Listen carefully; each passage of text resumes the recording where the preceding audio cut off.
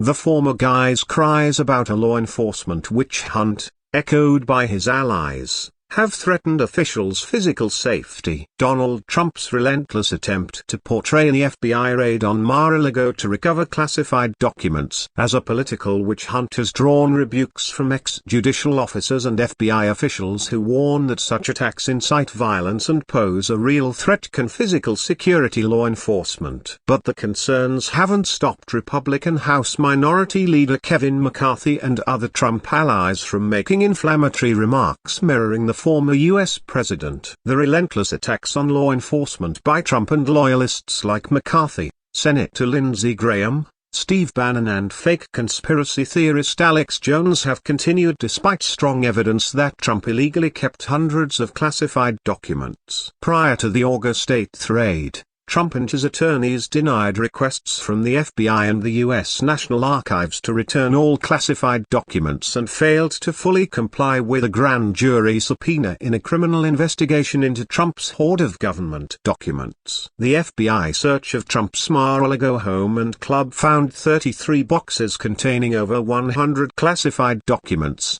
adding to the 200 classified records Trump previously returned in response to multiple federal requests. Trump's high-decibel attacks on law enforcement officials for attempts to recover large quantities of classified documents, including some reportedly containing foreign nuclear secrets, were felt in Pennsylvania recently, when Trump branded the FBI and Justice Department political monsters at a political rally and labeled President Joe Biden an enemy of the state. The day before in Pennsylvania, coinciding with a major Biden speech about threats to democracy from Trump and some of his allies, McCarthy mimicked Trump's high-decibel attacks on the court-authorized FBI raid, calling it an attack on democracy.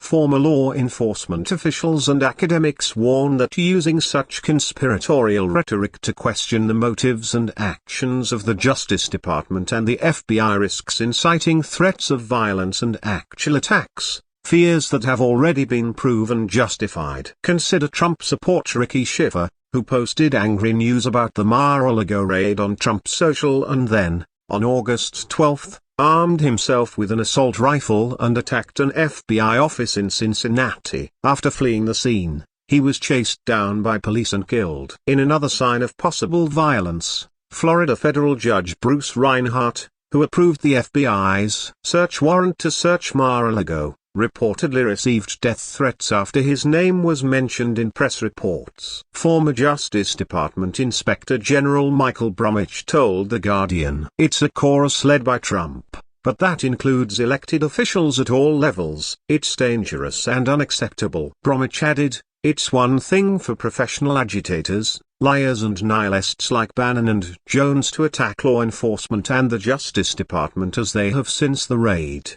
It is quite another thing for so-called respectable political figures like McCarthy and Graham to do so. Their recent actions and words reflect that their policies are detached from facts and principles." Similarly, Chuck Rosenberg, a former U.S. attorney for the Southern District of Virginia and former chief of staff to former FBI Director James Comey, told according to The Guardian, "The attacks on federal law enforcement are disgusting and reckless." Trump's furious attacks on law enforcement have also been aimed at the National Archives and Records Administration, in a notable surge, according to sources cited by the Washington Post, which led to threats against the authority. No NARA official involved in the negotiations for the return of the president's records from Mar-a-Lago would have acted for any motive other than to ensure the safe return of all president's records to the custody of the government, said Jason R. Barron, the former trial director of the U.S. National Archives. "It is unfortunate that some would question the motives of NARA employees simply doing their job."